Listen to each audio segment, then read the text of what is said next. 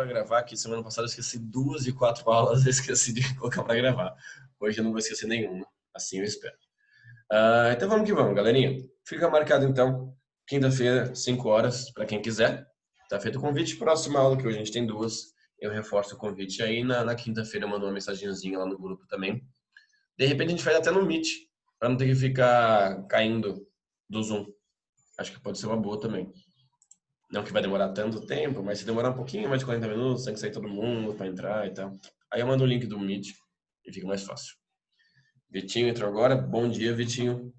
Então vamos que vamos, galerinha. Como vocês viram, a gente tem muitas apostilas mesmo, infelizmente, mas a gente está chegando perto aí de um final já. A gente está acabando nossa apostila 4, a frente 1. A frente 2 a gente já tinha até acabado, que era a parte de população, de migrações. A gente já fez.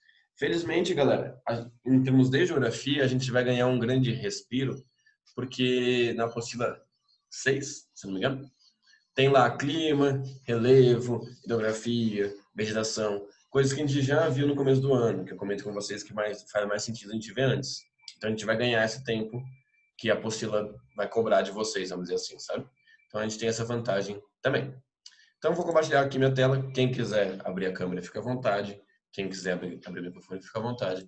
Vocês não são, óbvio, nunca obrigados a nada. Mas se quiserem, tá feito o convite aí também.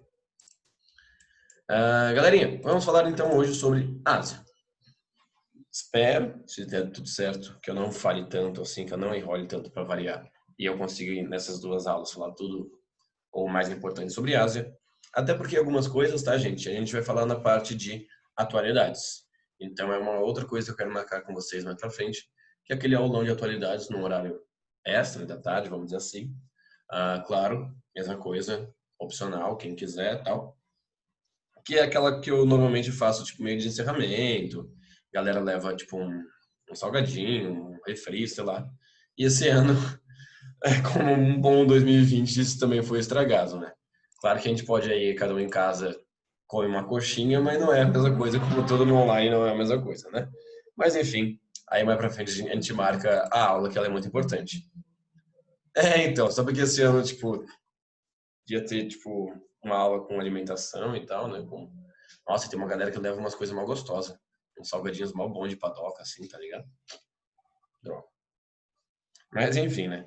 E também vamos nos prometer, e eu vou me prometer, que a gente vai falar o mínimo possível de coronavírus na atualidade, porque isso também todo mundo já tá meio que já ligado assim também, né? Então seria alguns outros aspectos que esse ano teve de sobra também.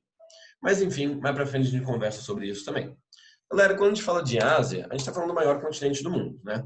Então, na real, é muito difícil você falar. Apesar de a gente agrupar em um continente só, é muito difícil você falar, tipo, o que é a Ásia, né? Tipo, o que é um asiático. Então, quando a gente fala um asiático, pode ser um chinês, pode ser, sei lá, um árabe, um russo ou sei lá, um nepalês, um tadjik do Tadiquistão.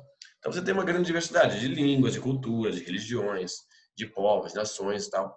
E a gente tem que dividir em áreas aí, então, para a gente estudar e conhecer um pouco mais. Então, a gente já falou sobre a Rússia, lá um tempo atrás. A gente vai falar sobre o Oriente Médio ainda. O Oriente Médio é um monte de treta, né, gente? Então ele tem toda uma atenção especial, que vai ser daqui a algumas 2, 3 semanas a gente fala sobre o Oriente Médio, essa região em amarelinho aqui. Essa região aqui verdinha, galera, que se chama de Ásia Central, são aqueles montes de Cazaquistão, Tadiquistão, Turcomenistão, Kirguistão, que com todo respeito a esses foda-se. Galera, não vai cair no vestibular, tá ligado? A única coisa que talvez possa cair, que a gente já falou, é o Mar de Aral, que é esse aqui, que fica nessa região.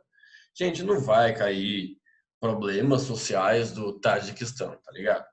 E se cair também, tipo, acontece uma vez em 1000? Acontece.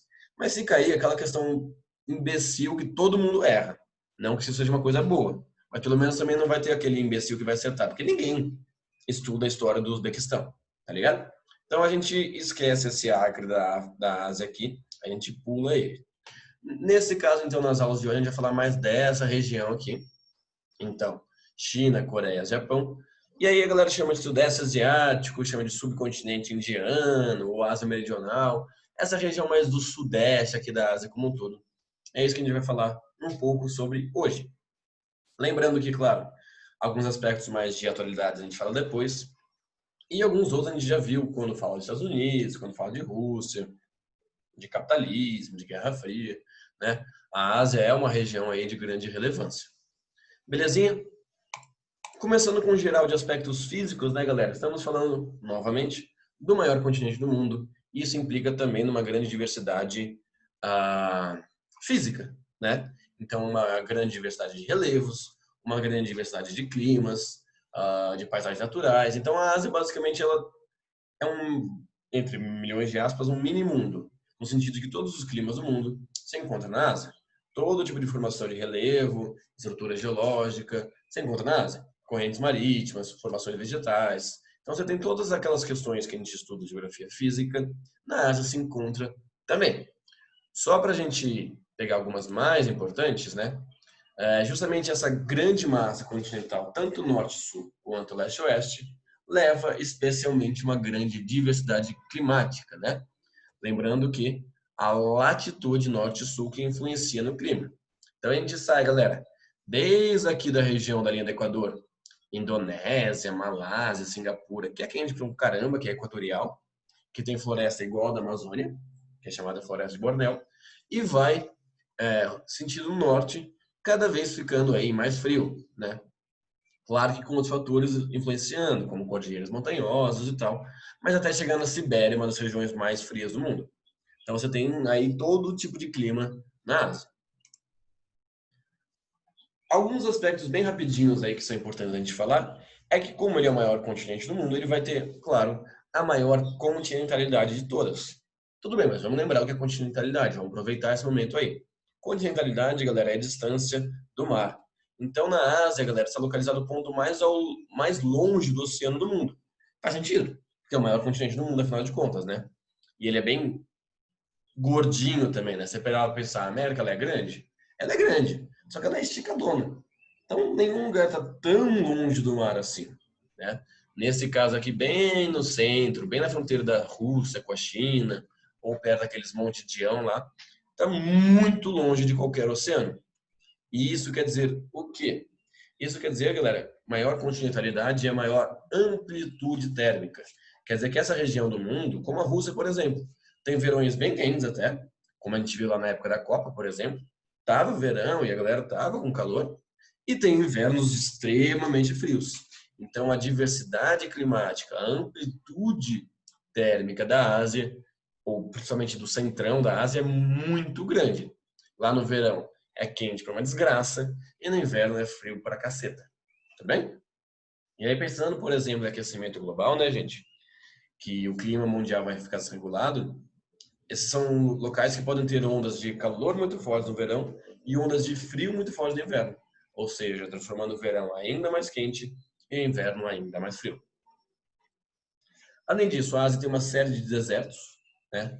Então, justamente por causa os três fatores, né, que formam o deserto: correntes marítimas frias, cadeias montanhosas, regiões de alta pressão. Então, especialmente a região mais próxima do Oriente Médio aqui, mas na China e na Mongólia também tem um bem famoso que é o de Gobi, que é essa fotinho aqui embaixo. Além disso, lá tem a maior cordilheira montanhosa do mundo, que é o Himalaia, né? Que, como todo bom dobramento moderno, lembra? Limite convergente de placas, vai formar aí aquela cadeia montanhosa autona, né? Aquelas montanhas bem altinhas aí, bem recentes de maneira geral. Nesse caso, galera, são duas placas tectônicas continentais. Então é a placa indiana com a placa da Ásia, ou da Eurásia, né? Não precisa decorar os nomes, mas só para a gente se localizar.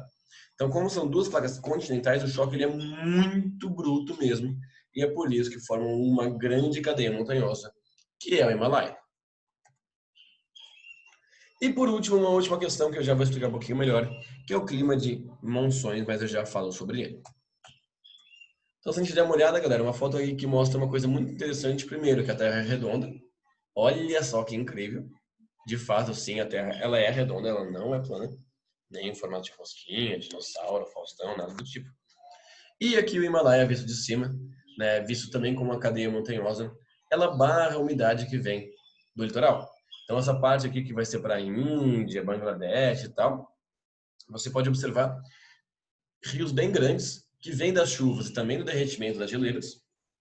E desse lado aqui, que é a China, que é o Tibete, que é a Mongólia, bem mais seco mesmo. Photoshop é fácil de deixar redondo. A lente é uma das que eu mais ouço, na real, que é a lente que deixa assim, né? Aquelas lentes ovaladas e tal, né? Galerinha, né? Vocês sabem, né? Melhor não acreditar aí no que os olhos de vocês veem, né? Fato. E aqui uma fotinha do Everest, maior montanha do mundo, né? 8.000 e quase 8.900 metros arredondando aí. É coisa pra caramba, né, gente? Os famosos dobramentos modernos. E por último, então, de aspectos climáticos, de aspectos físicos e no caso climático, o clima tropical de monções. Galerinha, quando a gente já fala clima tropical, seria bom sempre lembrar que é o nosso clima, né? E tem aquela variação de estações. Ou seja, tem uma estação que chove muito e uma que é muito seca. Que é o nosso caso, né? O nosso inverno, que a gente está nele, entre aspas, até agora, começou a primavera, mas ainda não acabou o nosso inverno no sentido de estação seca. Nós temos aí uns 6, 7 meses que chove bastante e uns 5, 4, 5, 6 meses aí que são muito secos. Isso é tipo de todo o clima tropical. Esse inverno estava quente. Exato, né? A gente classifica o clima tropical como um inverno ameno, né? Mas esse ano bota ameno nisso, né? Puta que pariu, tava bem quente. E essas últimas semanas, então, não é brincadeira, né? Esse mês de agosto foi inacreditável. Mas a principal característica sempre de todo ano, mesmo quando tá frio, é muito seco, né? É chover muito pouco mesmo. E aí, de fato, cada vez mais a gente está tendo invernos aí um pouquinho mais quentes, ou tem sido a tendência aí de maneira geral, né? E já estamos entrando num calor, assim, já estamos vindo de um calor de inverno, primavera vai continuar assim. A diferença que vai ter mais para frente, mais para outubro, são as chuvas mesmo, né? Tá ligado? É verdade, na semana passada veio uma frente fria, segunda para terça, que até deu uma esfriadinha boa. É mesmo, né? Saudades. Mas então quando eu falo de clima tropical, tá, galerinha? Lembra sempre dessa variação de estações. Uma chuvosa, uma seca. Uma chuvosa, uma seca. Isso vale pra gente, isso vale pro mundo inteiro. Então quando eu digo clima tropical, eu já quero dizer isso. O tropical de monções, galera, ele é um tropical diferentão. Ele é um tropical que chove muito, muito, muito, muito, muito, muito no verão. Mas, tipo assim, não para de chover absurdo. Sabe aquela chuva de verãozão nossa que, mano, fica caindo o mundo, meu Deus do céu, não para aquela chuva forte? Só que geralmente pra gente essas chuvas são rápidas, de algumas horas aí. Você imagina vários dias em sequência disso, tá, gente? Literalmente assim, 3, 4 meses de 80% dos dias chovendo quase que o dia inteiro, assim.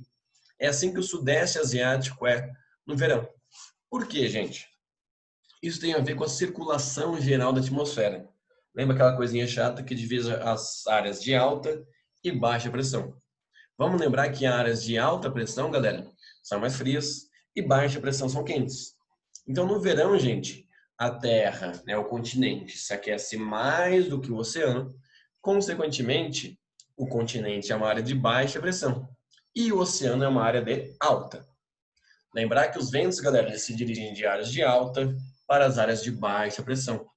Então, gente, no verão da Ásia, vem muita umidade da linha do Equador. Lembrando que a linha do Equador é a região mais úmida do planeta. Chove para uma desgraça aqui o ano inteiro. No verão, então, essa umidade da linha do Equador mais a do oceano se mistura para formar um monte de ventos úmidos que chegam a essa região do Sudeste Asiático. Tailândia, Vietnã, sul da China, Índia, Paquistão e tal. E faz chover para uma desgraça. Tudo bem? Então vamos traduzir tudo. Graças à circulação geral da atmosfera, então sistema de alta e baixa pressão, tal, oceano, continente, no sul da Ásia, por estar perto da linha do Equador, chove muito, muito, muito, muito no verão, causando aí, né, galera, para países pobres como eles são, muitos transtornos, tem enchência, alagamentos, muitas vezes algumas pessoas vêm a óbito, ou bastante gente, pensando que são regiões muito populosas, mas tem a vantagem aí de deixar muitas áreas alagadas, E aí eles conseguem cultivar o alimento mais tradicional deles, que é o arroz. Tudo bem? Então tem um ponto positivo e negativo aí. Bruno, se aparecer então monções que eu tenho que pensar. Galera, lembra que é um clima tropical que chove para uma desgraça. Tudo bem? E aí, se ele perguntar da alta, da baixa pressão, tenta lembrar um pouquinho da circulação geral da atmosfera, daqueles conceitinhos meio tradicionais aí. Alta pressão fria, baixa quente. Vento sai da alta, vai para baixa. Nesse caso, ele leva umidade para um caramba. Belezinha por enquanto, gente? Suave? Agora a gente avança algumas regiões que eu comentei com vocês aí. Falando de uma que é bem tranquilinha até. Costuma cair de monções? Não. Pode cair mais, pensando numa questão mais de clima, como um todo. E aí, de repente, tem alguma menção, monções, tem alguma alternativa que fala. Mas especificamente perguntando como funciona esses monções é pouco provável. Eu recomendaria muito mais pensar na circulação geral da atmosfera como um todo, do que necessariamente de monções. A questão, geralmente, de geografia física, galera, muito específica, geralmente eles perguntam do Brasil. Aí dos outros países do mundo é geralmente o conceito aplicado àquela região, sabe? Então não é necessariamente como é o clima da China, mas é o que faz, sei lá, a China tem um deserto, por exemplo. Esse tipo de coisa costuma cair um pouquinho mais.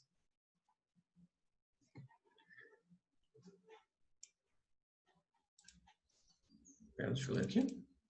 Imagina. Tamo junto aí. Então, primeira região aí, né? Primeiro grupo de países, galera. Um que ele é bem tranquilinho, bem fácil, né? Que a gente viu ano passado, os chamados tigres asiáticos, né? Esse nome que vem justamente por uma apologia, né? A força, a rapidez, a agilidade. Geralmente na sala sempre tem aquele moleque que fala ou agilidade de um tigre e dá um tapa no outro, aquelas bobeirinhas bem de 13, 14 anos ali, né? Os tigres asiáticos, galera, são países, óbvio, da Ásia, né? Mais especificamente aqui nessa. Cadê o mapinha? Nessa região aqui do Sudeste Asiático, principalmente, que se configuraram por receber transnacionais.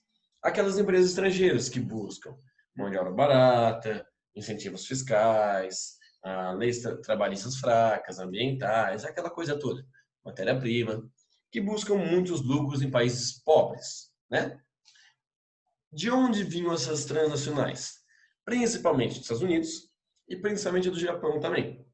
Dos Estados Unidos, galera, especialmente para conter o bloco socialista na região. Então, quando que foi isso? Foi durante a Guerra Fria, principalmente. Vamos pensar o contexto da Ásia para os Estados Unidos durante a Guerra Fria. Coreia dividida, metade socialista, metade capitalista. Japão aliado, beleza. Só que Rússia ou União Soviética bem aqui perto, China socialista também, dois países extremamente importantes. Então ele precisava, especialmente depois da guerra do Vietnã, que os Estados Unidos perderam e o Vietnã se tornou socialista, ele precisava aumentar sua influência nessa região. Então os Estados Unidos passa a mandar empresas meio que numa ideia de tipo de influência, de investimentos, tudo mais, para garantir aí o controle geopolítico dessa região da Ásia, que é muito importante. E o Japão também começou a mandar, porque o Japão estava, como a gente vai ver daqui a pouquinho, num momento de grande expansão econômica. Está mais pertinho também, né? Mais fácil também para ele mandar empresas para cá. Além disso, né, galera? Por que essa região ela recebeu tantas transnacionais? Além dos interesses, né? O que ela tem para oferecer? Galera, essas vantagens todas que uma transnacional tem, essa região maximizou por 1000. Então, assim, é mão de obra barata que vocês querem? É.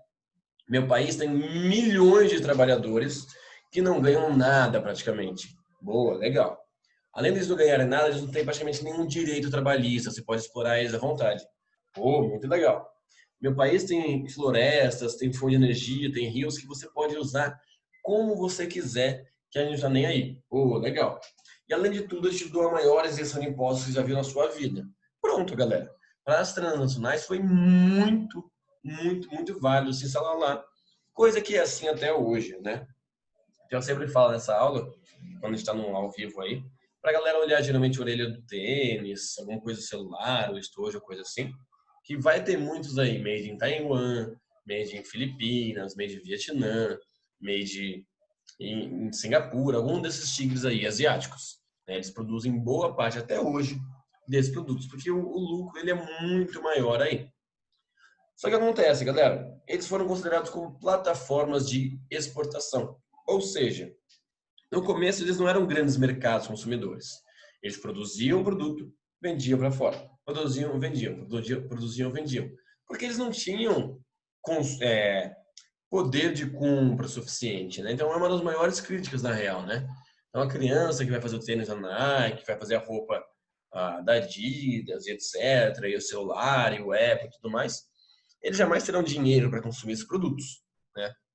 E aí, especialmente nos chamados novos tigres, tem muitos casos mesmo de fato, de condições análogas à escravidão, de exploração intensa dos trabalhadores, a ponto de já ter aquela fábrica que eu já comentei muito com vocês, que literalmente proibiu os trabalhadores de se matar, que as condições eram tão negativas lá na Tailândia que os trabalhadores estavam se matando. E aí a fábrica fez o quê? Mudou esse status aí, impediu os trabalhadores de se matarem, colocando redes nas janelas, trocando os garfos e facas para de plástico.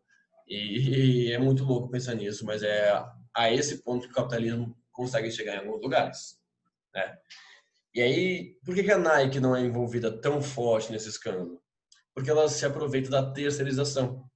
Quem faz essa exploração intensa, quem utiliza muito essa mão de obra, são terceirizadas. Da Nike, da Adidas, da Apple, da, sei lá, qualquer empresa aí. E aí, o que essa empresa grande fala? Eu não sabia de nada. Foi a minha terceirizada, é problema. Vai lá brigar com ela, já rompemos o contrato e tudo mais. Então, a terceirização, ela ajuda nisso. Aí, não manche o nome da marca. Exato. Tem críticas, tem uns protestos, mas não chega a ser, tipo, uma nuvem no horizonte delas, vamos dizer assim, sabe? Vira e mexe a gente vê algum escândalo, mas aí a empresa sai, tira o dela da reta, e a terceirizada, o que acontece com ela? Beleza, ela é fechada, ela paga multa, dia seguinte abre uma nova, com outro nome, sabe? Muda alguma coisinha. Exato, Mar. Teve bastante treta com a Zara também, que ela é espanhola, tem aqui no Brasil, empresas dela, né? Também já deu vários problemas. Eu, né, gente? Geógrafo chato, né? Quando eu ia no shopping com a minha família, assim, que eu não gosto muito, pra ser sincero, né? Minha mãe e minha irmã ficavam entrando em loja de roupa, o que eu ficava vendo? Etiqueta das lojas, pra ver onde que era feito. Aí, ó, essa aqui é feito, sei lá, na Indonésia, ó, essa aqui é feito, sei lá, no Haiti. Não, mano, os caras realmente exploraram um bagulho mesmo, assim, essa aqui é do Brasil. Também exploraram, mas não tanto. Eu ficava me divertido com isso, tá ligado? Mas a grande maioria, nenhuma é do país europeu de origem, ou dos Estados Unidos, ou do Japão. Porque é muito mais barato produzir nesse país, né? E vender pra gente, ou vender pra própria Europa, por exemplo. E aí, né, galera? Os tigres são divididos em velhos e novos. Bruno, vou precisar saber todos? Não. Eu diria, assim, só para lembrar de repente um pouquinho mais dos velhos, não todos exatamente, mas para lembrar da Coreia do Sul e tal, porque eles são mais importantes mesmo. Por quê? Eles aproveitam, galera, para a gente ter aquela velha discussão, que na real sempre está quando a gente fala de qualquer país da Ásia, né? A diferença entre crescimento econômico e desenvolvimento social. Eu sempre falo para vocês, acho que desde sempre que eu dou aula para vocês, isso é uma das coisas que vocês mais me ouvem falar. Não adianta, entre aspas, só crescer a economia se não for desenvolver o social. E os tigres asiáticos, eles são um exemplo muito claro disso. Por quê? Os velhos tigres, Coreia do Sul, Singapura, Hong Kong e Taiwan, ou seja, que foram os primeiros a receber as transnacionais no contexto de Guerra Fria, lá nos anos 60, 70, eles aproveitaram esse dinheiro extra que estava entrando e investiram na educação da população, investiram no social, na geração de tecnologia própria. E aos poucos, galera, eles conseguiram transformar o seu subdesenvolvimento em desenvolvimento social. Eles pegaram o crescimento econômico e transformaram em desenvolvimento. Hoje em dia são países com grande qualidade de vida, com bons IDHs, com empresas tecnológicas. Esses quatro aqui. Hong Kong, tá, galera? Lembrando que politicamente pertence à China, economicamente independente, mas a gente fala mais sobre Hong Kong em atualidades, tudo bem? Mas considerando Hong Kong como semi-independente, vamos dizer assim, eles alcançaram índices muito melhores. Já os novos tigres, galera, se configuram basicamente como plataformas de exportação. Recebe a empresa explora e vende para fora. Ah, Bruno, mas não melhorou nada. Melhorou um pouquinho, alguma coisinha ou outra, gerou mais renda, isso ajuda a movimentar a economia, querendo não dar uma melhorada. Só que ainda são países extremamente precários, todos piores que o Brasil, em termos de qualidade de vida. E isso, galera, essa lição que os tigres nos deixam é uma lição de como a gente pode refletir sobre ideias para o Brasil, sabe? Como de fato o investimento em educação, em tecnologia, em ciência, em saúde, em transporte, em bens básicos, realmente traz aí um desenvolvimento social. Claro que para isso a gente precisa de dinheiro. Esses países receberam muitos investimentos. O Brasil tem que pensar então de que maneira irá vir o nosso dinheiro também, né? Se é reforma tributária, de impostos e tudo mais. Aí é uma discussão que vai um pouquinho além. Mas Coreia do Sul, Singapura, Hong Kong e Taiwan demonstram na prática que dá para sair do subdesenvolvimento e alcançar um desenvolvimento social avançado, né? Então nós temos aí uma série de empresas hoje gigantescas da Coreia do Sul, como a Hyundai, como a Samsung, como a LG, que são transnacionais hoje, né? Então um país que há 60 anos, 70 anos recebeu transnacionais, hoje ele faz o mesmo, inclusive com o Brasil, por exemplo, né? E também a Coreia do Sul fez uns filmes aí, como a própria crítica fala, e eu concordo, um dos melhores filmes dos últimos tempos aí, que é Parasita, que fala também das questões sociais, mesmo no país desenvolvido. E eu recomendo fortemente, tá, galera? Vocês já assistiram Parasita? E acho que eu já falei desse filme pra vocês, né? Alguém já assistiu aí? Mano, esse filme é sensacional, é muito louco esse filme. Acho que eu vou assistir até de novo, na real, depois que eu tô falando dele. Faz tempo. Mano, é muito da hora mesmo. Não tem na Netflix, antes que alguém comente. Eu uso, acho que eu já falei pra vocês, né, daquele programa de streaming chamado Streamio. Você poderia falar? Acho que posso também, tanto faz na real, né? Chama Streamio. Galera, nesse programa de streaming tem literalmente tudo. Então vocês vão achar lá com legenda bonitinho. Assistam que é muito da hora esse filme mesmo, gente. Muito, muito, muito da hora mesmo, assim. Ou Popcorn Time. É um que eu usava uns anos atrás. Mesma essência também. E aqui uma chargezinha do Calvin, que ele é maravilhoso também. Amo o Calvin. É sensacional. E aí, galerinha, só para começar um pouquinho de Índia, antes da gente terminar aí a aula. Então, falamos já dos tigres asiáticos, agora vamos falar de algumas potências em separado. Basicamente, Índia, Japão e China, que vai ser meu desafio falar dos três em uma aula. Provavelmente não vai dar, mas tudo bem, eu também não quero correr com vocês. Então, sobre a Índia, galera. A Índia foi colonizada pela Inglaterra e na vertente do imperialismo asiático, né? Imperialismo sobre a Ásia, melhor dizendo. Galera, diferentemente do que a Europa fez com a América, ou mesmo com a África, quando ela chegou na Ásia, ela descobriu uma série de civilizações bem mais estruturadas, de dinastias. Tudo bem que na América e na África também tinham, né? Só que a postura foi um pouquinho diferente na Ásia, no sentido de dominar, porém meio que se misturando um pouco com os costumes, com a cultura local, utilizar esses costumes, essa cultura local, para ajudar na dominação também.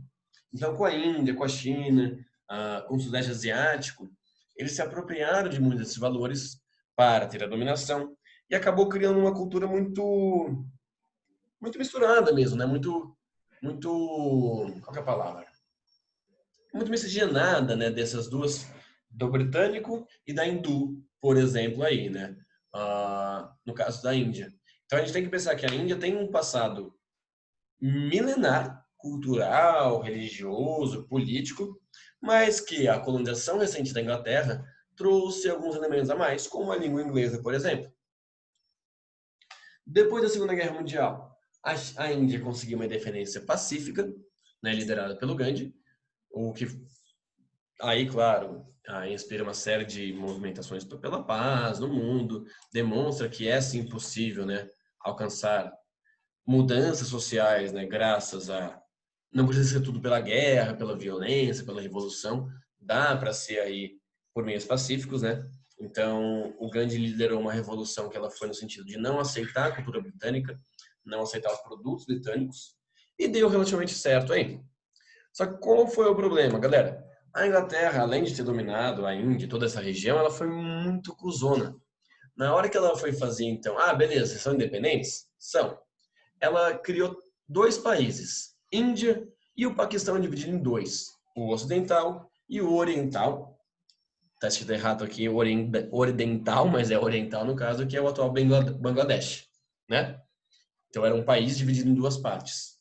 O que a Inglaterra fez, galera? Ela criou uma fronteiras artificiais, ou seja, ela deixou um monte de hindus no território do Paquistão e um monte de muçulmanos no território da Índia. Assim que acabou, então, a Segunda Guerra Mundial, assim que esses países se tornaram independentes, eles entraram numa migração em massa e em guerras, em disputas pela independência do Paquistão e pelas fronteiras entre Paquistão e Índia, que mataram milhões de pessoas. E até hoje é uma região de conflitos que eu vou falar um pouquinho mais daqui a pouco. Então, assim, a independência do Gandhi foi muito bonitinha, muito bacana. O Gandhi foi uma pessoa incrível, maravilhosa, inspira mesmo. Mas a Inglaterra foi ainda muito sacana na saída. Essa remodelação de fronteiras que ela deu causou aí a morte de milhões. Belezinha por enquanto, gente? Suave? Desculpa se eu estou um pouquinho rápido, é que tem bastante coisa para falar de Ásia e eu queria não ter que pegar mais aula semana que vem aí, porque infelizmente eu não sei o que passa mais rápido, a minha fala ou o tempo de aula online aí, porque meu Deus do céu, temos coisa para ver ainda, mas vai dar tudo certo, vai dar tudo de boa. Mas desculpa a rapidez aí. Então, só mais uma revisãozinha, assuntos que a gente viu até ano passado e tal. Acho que dá pra gente avançar aí numa boa. Belezinha, gente? A gente se vê daqui a pouquinho, então. Temos mais uma aula às 11. Boas aulas para vocês. Até mais tarde. Um beijo e um abraço para vocês aí.